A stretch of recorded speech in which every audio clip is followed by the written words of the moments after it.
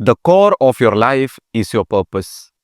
Without a conscious life purpose, a man is totally lost, drifting, adapting to events rather than creating events. Everything in your life, from your diet to your career, must be aligned with your purpose. The Way of Superior Man എന്ന് പറഞ്ഞ ബുക്കിലെ chapter 11 if you don't know your purpose discover it now എന്ന ചാപ്റ്ററിലെ കുറച്ച് വരികളാണ്. The question that everybody every time ask how to find life's purpose. ഞാൻ എൻ്റെ ലൈഫിലെ കുറേ സംഭവങ്ങൾ പറഞ്ഞുതരാം, എന്നിട്ട് ലാസ്റ്റ് ഇതെല്ലാം കൂടി ഞാൻ എങ്ങനെയാണ് എൻ്റെ പർപ്പസിലേക്ക് അത് കണക്ട് ചെയ്തതെന്നുള്ളത് പറഞ്ഞുതരാം. ഞാൻ വളരെ ചെറിയ കുട്ടിയാവുന്ന ടൈമിൽ തന്നെ ഹ്യൂമൻസ് അല്ലാത്ത ഡിഫറെൻറ്റ് ലൈഫ് ഫോംസിനോട്, അതായത് ഈ ലോകത്തുള്ള പല ജീവികളോടും എനിക്ക് ഭയങ്കര ഇഷ്ടമായിരുന്നു. ഞാൻ എൻ്റെ ലൈഫിൽ മീനുകളെ വളർത്തിയിട്ടുണ്ട്, പല ടൈപ്പ് മീനുകളെ, ഗപ്പി, അതിൽ നമ്മളെ നാടൻ മീനുകൾ, അതല്ലാതെ ഗോൾഡ് ഫിഷ്, അങ്ങനത്തെ സംഭവങ്ങൾ, ഇങ്ങനെ ഒരുപാട് മീനുകളെ വളർത്തിയിട്ടുണ്ട്. അതുപോലെ പ്രാവിനെ വളർത്തിയിട്ടുണ്ട്, അതുപോലെ പൂച്ചകളെ വളർത്തിയിട്ടുണ്ട്, അതുപോലെ മുയലിനെ വളർത്തിയിട്ടുണ്ട്. പൂച്ചകൾ ഇപ്പോഴും ഉണ്ട് എൻ്റെ വീട്ടിൽ. ഐ ഡോണ്ട് നോ വൈ, എന്തുകൊണ്ടെന്ന് എനിക്കറിയില്ല. പക്ഷേ ചെറിയ കുട്ടിയായപ്പോൾ തന്നെ എനിക്ക് ഐറ്റങ്ങളോടൊക്കെ, അങ്ങനത്തെ സംഭവങ്ങളോടൊക്കെ എന്താണെന്നല്ലാതെ എനിക്ക് തന്നെ അറിയില്ല എന്തുകൊണ്ടാണെന്നുള്ളത് ഒരു പ്രത്യേക ഒരു ഇഷ്ടം. അത് കാണുമ്പോൾ ഒരു എക്സൈറ്റ്മെൻറ്റ്. അവർ ആ പെറ്റ് ഷോപ്പിലേക്കൊക്കെ പോയി കഴിഞ്ഞാൽ പിന്നെ എനിക്ക് അവിടെ നിന്ന് പോരാൻ തന്നെ തോന്നില്ല. അങ്ങനത്തെ ഒരു ഫീലിംഗ് ചെറുതാവുമ്പോൾ തന്നെ. ഇനിയിപ്പോൾ ഏതെങ്കിലും നമ്മളവിടെ ഇങ്ങനെ ഇണക്കുള്ള ആരെയും ഇണങ്ങിയ നായ്ക്കളൊക്കെ വീട്ടിലേക്ക് വന്നാലോ, വീടിൻ്റെ അടുത്തേക്ക് വന്നാലോ, അല്ലെങ്കിൽ പൂച്ചകളൊക്കെ വന്നു കഴിഞ്ഞാൽ ഐറ്റങ്ങളോടൊക്കെ ഭയങ്കര ഇഷ്ടം. കാര്യങ്ങളൊന്നും ഒഴിവാക്കാൻ അല്ലെങ്കിൽ അവിടെ നിന്ന് പറഞ്ഞു വിടാൻ തോന്നില്ല. എനിക്ക് ഹ്യൂമൻസിൻ്റെ ഒക്കെ കിട്ടാത്ത എന്തോ ഒരു കണക്ഷൻസ് ഐറ്റങ്ങളേക്കൊന്നും മറ്റു മൃഗങ്ങളേക്കൊന്നും ഫീൽ ചെയ്യലുണ്ട്. ഞാൻ സ്കൂളിൽ, ഹൈസ്കൂളിൽ, UP-യിലൊക്കെ പഠിക്കുന്ന ടൈമിൽ 3 സബ്ജക്റ്റ് എനിക്ക് ഭയങ്കര ഈസിയാണ്. ഒന്ന് മലയാളം, ഒന്ന് ഇംഗ്ലീഷ്, ഒന്ന് ബയോളജി. ഈസി എന്ന് പറഞ്ഞു കഴിഞ്ഞാൽ എനിക്കത് ശരിക്കും പഠിക്കേണ്ട ആവശ്യമില്ല. എനിക്ക് വേണമെങ്കിൽ ജസ്റ്റ് എക്സാമിന് മുമ്പ് ഒന്നും ഓടിച്ചാണ് പോയി കഴിഞ്ഞാൽ എനിക്ക് നല്ല മാർക്ക് കിട്ടും.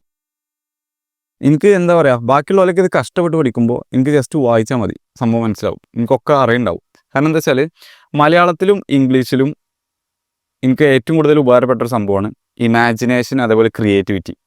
അന്നറിയില്ല എന്താ സംഭവം എന്നറിയില്ല, പക്ഷേ ഈ സബ്ജക്റ്റുകളൊക്കെ വളരെ ഈസി ആയി തോന്നി. പരീക്ഷയ്ക്കൊക്കെ പെട്ടെന്ന് സ്വന്തമായിട്ട് സ്റ്റോറികൾ ഉണ്ടാക്കാനും ഉള്ള കാര്യം തന്നെ അടിപൊളിയായിട്ട് ഓരോ സീക്വൻസ് ആക്കി എഴുതാനുള്ളൊരു കഴിവ് അതെനിക്ക് അന്നേ ഉണ്ടായിരുന്നു. അത് മലയാളത്തിലാണെങ്കിലും ഇംഗ്ലീഷിലാണെങ്കിലും അങ്ങനെ തന്നെ. അതുകൊണ്ട് തന്നെ എനിക്കതിൽ ഇപ്പോൾ ഇംഗ്ലീഷിലാണെങ്കിൽ ഇപ്പോൾ ഗ്രാമറിൽ എത്ര അടിപൊളിയാവില്ല, ഗ്രാമർ പാർട്ടും ഉണ്ടാവും നമുക്ക്, അതുപോലെ വലിയ വലിയ സ്റ്റോറീസും ബയോഗ്രഫീസും അങ്ങനത്തെ സംഭവങ്ങളൊക്കെ എഴുതാണ്ടാവുമല്ലോ. അപ്പോൾ അങ്ങനത്തെ പാർട്ടിൽ ഞാൻ നല്ലോണം സ്കോർ ചെയ്തിരുന്നു, ഗ്രാമർ പാർട്ടിൽ കുറച്ച് മോശമായിരുന്നു. അതുപോലെ ബയോളജി, ഞാൻ പറഞ്ഞ പോലെ എനിക്ക് അതർ ലൈഫ് ഫോംസ് ഒക്കെ ഭയങ്കര ഇഷ്ടമെന്ന് പറഞ്ഞല്ലോ, വേറെ മൃഗങ്ങളെയും അതുപോലെ അനിമൽസ്, ഫിഷസ്, ഇങ്ങനത്തെയൊക്കെ. അതുകൊണ്ട് തന്നെ അങ്ങനത്തെ പഠിക്കാൻ എനിക്ക് ഭയങ്കര ക്യൂരിയോസിറ്റി ആയിരുന്നു. ടീച്ചർ പഠിപ്പിക്കുമ്പോൾ എല്ലാവരും ബുക്കിലുള്ളത് പഠിക്കാൻ നോക്കുമ്പോൾ ഞാൻ എപ്പോഴും എന്ത് ചെയ്യാം, ആ ടീച്ചർ പറയണത് പഠിപ്പിക്കുന്നത് ഭയങ്കര ക്യൂരിയോസിറ്റിയോടെ ഇങ്ങനെ കേൾക്കുമായിരിക്കും. ബയോളജി പഠിക്കണം എന്ന് വെച്ചാൽ ഡോക്ടർ ആവാനോ അല്ലെങ്കിൽ മനുഷ്യൻ്റെ സെല്ലിൻ്റെ ഉള്ളത്തെ കാര്യങ്ങളൊക്കെ പഠിക്കാനോ അങ്ങനെയൊന്നും അല്ല. പക്ഷെ എന്തോ ഒരു ഇൻട്രസ്റ്റ് ഉണ്ട് അതിൻ്റെ ഏതോ ഒരു പാർട്ട്. അതേപോലെ തന്നെ കുറച്ച് വർഷങ്ങൾക്കൊക്കെ മുമ്പ് ഞാൻ അത്യാവശ്യം നല്ല രീതിയിൽ എന്ത് കാണലുണ്ടായിരുന്നു, ഡിസ്കവറി ചാനൽ കാണലുണ്ടായിരുന്നു. അതിൽ വരുന്ന ഫിഷിങ്ങിൻ്റെ പരിപാടികളാണെങ്കിലും അല്ലെങ്കിൽ സിംഹങ്ങളുടെയും ഹൈനാസിൻ്റെയും അങ്ങനത്തെ പരിപാടികളുണ്ടാവുമല്ലോ, അതൊക്കെ ഞാൻ നല്ലോണം കാണലുണ്ടായിരുന്നു. പിന്നെ ഞാൻ CA ഇൻ്റർന് പഠിക്കുമ്പോൾ ഞാനൊരു സംഭവം കണ്ടുപിടിച്ചു. എന്താ വെച്ചാൽ എനിക്ക് പഠിപ്പിക്കുന്നത് ഇഷ്ടമാണ്, ടീച്ച് ചെയ്യുന്നത് ഇഷ്ടമാണ്. ഞാൻ അന്ന് ഓരോ സബ്ജക്റ്റുകളും സ്റ്റഡി ലീവിൻ്റെ ടൈമിൽ മറ്റുള്ളവർക്ക് പഠിപ്പിക്കുന്ന രീതിയിൽ ഇമാജിൻ ചെയ്തിട്ടായിരുന്നു പഠിക്കേണ്ടവ. ഒരു സബ്ജക്റ്റ് എടുക്കും, പഠിക്കും, എന്നിട്ട് അത് ക്ലോസ് ചെയ്യും, എന്നിട്ട് എന്ത് ചെയ്യും, ടീച്ച് ചെയ്യണ പോലെ ഇവിടെ ആൾക്കാരുള്ള പോലെ വിഷ്വലൈസ് ചെയ്താണ്ട് പഠിപ്പിച്ചു കൊടുക്കും. അപ്പോൾ ഇങ്ങനെ ചെയ്യുമ്പോൾ ഞാൻ മനസ്സിലാക്കിയത് എനിക്ക് പെട്ടെന്ന് കാര്യങ്ങൾ മനസ്സിലാവുന്നുണ്ട്. കാരണം എന്താ വെച്ചാൽ ഒരാൾക്ക് സിമ്പിളായി പറഞ്ഞു കൊടുക്കാൻ നമുക്ക് അറിയുന്നുണ്ടെങ്കിൽ നമുക്കത് ശരിക്ക് അതിൻ്റെ കൺസെപ്റ്റ് ക്ലിയർ ആയിട്ടുള്ളൂ എന്നാണ് എൻ്റെ അർത്ഥം. അപ്പോൾ നമുക്ക് ടീച്ച് ചെയ്യണമെന്നുണ്ടെങ്കിൽ അങ്ങനെ അറിയണം. ദെൻ പിന്നെ കുറച്ച് അതിൻ്റെ ഇടയിൽ ഞാൻ ഫിറ്റ്നസ് ജേർണി സ്റ്റാർട്ട് ചെയ്തു. ആദ്യം വീട്ടിൽ നിന്ന് വർക്കൗട്ട് ചെയ്യലാണ് സ്റ്റാർട്ട് ചെയ്തത്. പിന്നെ പതുക്കെ ജിമ്മിൽ പോകാൻ തുടങ്ങി, കുറച്ച് പൈസ ഒക്കെ ഉണ്ടാക്കി ജിമ്മിൽ പോകാൻ തുടങ്ങി. അപ്പോൾ അതും എനിക്ക് ഇഷ്ടപ്പെടാൻ തുടങ്ങി. ആ ഒരു ഡയറ്റും നാച്ചുറൽ ഫുഡുകൾ, ഹോൾ ഫുഡുകൾ കൂടുതൽ കഴിക്കുന്നതും, എഗ്ഗ്, മീറ്റ് ഇങ്ങനത്തെ സംഭവങ്ങൾ കൂടുതൽ കഴിക്കുന്നത്, ഫ്രൂട്ട്സ് കൂടുതൽ കഴിക്കുന്നത് ഇതൊക്കെ ഇഷ്ടപ്പെട്ടു. അതേപോലെ വർക്കൗട്ട് ചെയ്ത് കഴിഞ്ഞാൽ നമുക്ക് ഉണ്ടാവുന്ന ഫീലിംഗ്, ആ ഒരു ഹാർഡ് വർക്കൗട്ട് ചെയ്ത് കഴിഞ്ഞാൽ നമുക്കുള്ള സാറ്റിസ്ഫാക്ഷൻ, ഈ സംഭവങ്ങളൊക്കെ എനിക്ക് ഇഷ്ടപ്പെട്ടു. ഇപ്പോൾ ഞാനൊരു 4-5 കാര്യങ്ങൾ പറഞ്ഞു, തമ്മിൽ ഒരു കണക്ഷനും ഇല്ലാത്ത പോലെ എനിക്ക് തോന്നിയിട്ടുണ്ടാവും. പക്ഷേ ഇതെല്ലാം കണക്ട് ചെയ്തിട്ടാണ് ഞാൻ എന്ത് ചെയ്ത് ഈ ചാനൽ തുടങ്ങിയത്. ഞാൻ പറഞ്ഞുതരാം. ഇപ്പോൾ ഈ ചാനലിൽ ഞാൻ മെയിനായിട്ട് എന്ത് ചെയ്യുന്നത്, ടീച്ച് ചെയ്യുന്നത്. എൻ്റെ കണ്ടൻറ്റ് പറയുന്നത് എൻ്റർടൈൻമെൻറ്റ് കണ്ടൻറ്റ് അല്ല, എൻ്റെ എഡ്യൂക്കേഷണൽ കണ്ടൻറ്റാണ്. ഇതിൽ നിങ്ങൾക്കൊരു ക്ലാസ് പോലെ തന്നെ എനിക്ക് പഠിക്കാൻ ഇഷ്ടമുള്ള കാര്യങ്ങൾ, ഞാൻ പഠിച്ച കാര്യങ്ങൾ ഞാൻ വേറെയുള്ളവർക്ക് പറഞ്ഞു കൊടുക്കാം. So it's like teaching. അപ്പോൾ ഞാൻ പറഞ്ഞ കാര്യങ്ങൾ ഒരു സംഭവം അവിടെ ഫുൾഫില്ലായി. ടീച്ചിങ് അതേഴ്സ് എന്ന് പറഞ്ഞാൽ എനിക്ക് ഇഷ്ടപ്പെട്ട സംഭവം. ഇനി ഞാനിവിടെ ടീച്ച് ചെയ്യുന്നത് എന്താണ്, സെൽഫ് ഇമ്പ്രൂവ്മെൻ്റ് ആണ്. ഫിറ്റ്നസ്സാണ്, വെൽനെസ്സാണ്, മെൻ്റൽ ഹെൽത്തിനെ കുറിച്ചാണ്, ഫോക്കസിനെ കുറിച്ചാണ്. അപ്പോൾ ഈ സംഭവങ്ങളൊക്കെ ഈ ഒരു ഫിറ്റ്നസ്, വെൽനെസ്, മെൻ്റൽ ഹെൽത്ത് ഒക്കെ എടുത്ത് നോക്കുകയാണെങ്കിൽ അതിൽ എന്ത് വരുന്നുണ്ട്? ഈ ഞാൻ പറഞ്ഞ ഒരു കാര്യം അതിൽ ഫുൾഫില്ലായി. ഫിറ്റ്നസ് എനിക്ക് ഇഷ്ടമാണ് ഞാൻ പറഞ്ഞു. അതിൻ്റെ ഇടയിൽ ഞാൻ പഠിക്കുന്ന ഇടയിൽ ഫിറ്റ്നസ് തുടങ്ങിയപ്പോൾ അതിനായിട്ട് എനിക്ക് എന്ത് ചെയ്തു? I fell in love with fitness. വർക്കൗട്ടും ഹാർഡ് വർക്കൗട്ടും അതുപോലെ ആ ഡയറ്റും കാര്യങ്ങളൊക്കെ. അപ്പോൾ ആ ഫിറ്റ്നസിൻ്റെ കേസ് ഫുള്ളായി. ഇനി അടുത്താണ് ആ ഫിറ്റ്നസിൻ്റെ ഇതിൽ തന്നെ ഭയങ്കര നേച്ചറായിട്ട് ക്ലോസ്ലി റിലേറ്റഡ് ആയിട്ടുള്ള ഹോൾ ഫുഡുകൾ, മുട്ട, മീറ്റ് കാര്യങ്ങളൊക്കെ നമുക്ക് എവിടെ നിന്ന് കിട്ടാം? നേച്ചറിൽ നിന്നാണ് കിട്ടുക. അതായത് ഇപ്പോൾ വീട്ടിൽ കോഴി ഉണ്ടെന്നുണ്ടെങ്കിൽ നമുക്ക് നാടൻ കോഴിൻ്റെ നല്ല എന്താ പറയുക, നല്ല സോഴ്സ്, നല്ല ഫുഡുകൾ കഴിച്ച് വളരുന്ന കോഴിൻ്റെ മുട്ട കിട്ടും. വീട്ടിൽ പശു ആടൊക്കെ ഉണ്ടെന്നുണ്ടെങ്കിൽ നമുക്ക് നല്ല ക്വാളിറ്റിയുള്ള മിൽക്ക് കിട്ടും. അതുപോലെ മീറ്റ് കിട്ടും. ഇപ്പോൾ തേനീച്ച ഉണ്ടെന്നുണ്ടെങ്കിൽ ഹണി കിട്ടും. ഇങ്ങനത്തെ സംഭവങ്ങളൊക്കെ. ഇതും എന്ത് ചെയ്തു? നേച്ചറായിട്ടുള്ള കണക്ഷൻ അവിടെ ബിൽഡ് ചെയ്തു. മെൻ്റൽ ഹെൽത്തിൻ്റെ കേസിലാണെങ്കിലും ഞാനിപ്പോൾ ഇവിടെ പ്രൊമോട്ട് ചെയ്യുന്ന എന്താണ്?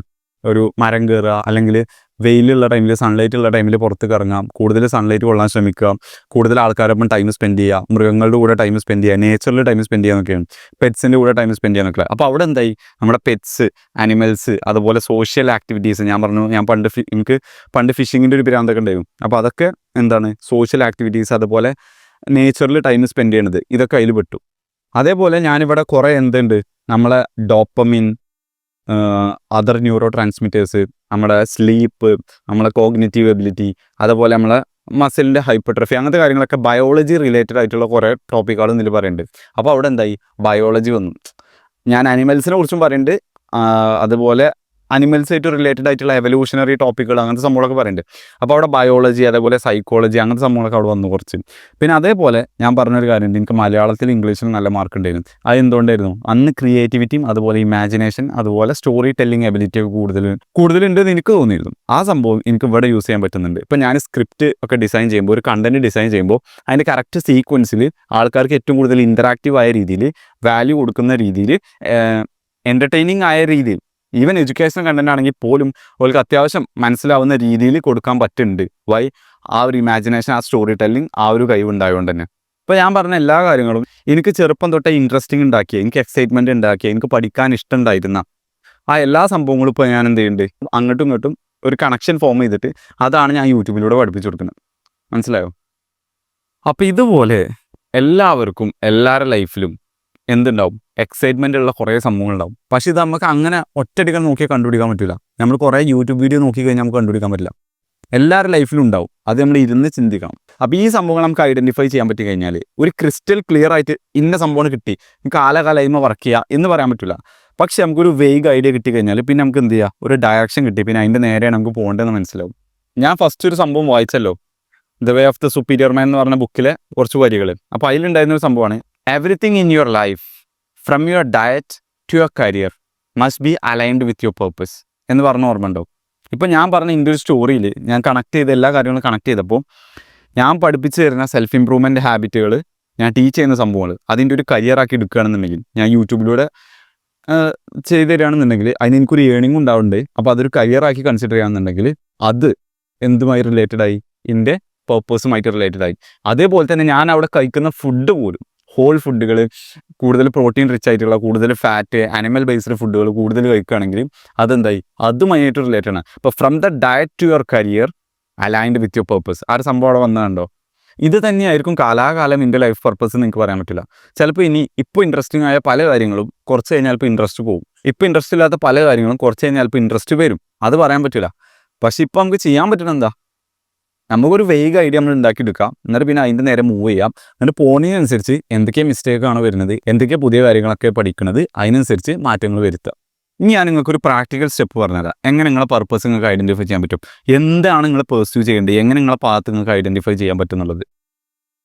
ഒരിക്കലും ഒരുപാട് YouTube videos, how to find your purpose എന്ന് പറഞ്ഞാൽ ഒരുപാട് വീഡിയോസ് കണ്ടു കഴിഞ്ഞാൽ നമുക്ക് അതിലേക്ക് എത്താൻ പറ്റില്ല. നവൽ രവികാന്ത് പറഞ്ഞൊരു സംഭവമുണ്ട്, അതായത് എല്ലാവർക്കും ഇങ്ങനെ പറഞ്ഞുതരാൻ പറ്റുള്ളൂ. എന്ത്? ഓരോ കാര്യങ്ങൾക്ക് ഇങ്ങനെ പറഞ്ഞുതരും, അതിന് നിങ്ങൾ ഓരോ വൈ എന്ന് ചോദിക്കും, അതിനടുത്ത് പറഞ്ഞുതരും അതിനൊരു വൈ എന്ന് ചോദിക്കും, അതിനടുത്ത് പറഞ്ഞുതരും അതിന് നിങ്ങൾ വൈ എന്ന് ചോദിക്കും.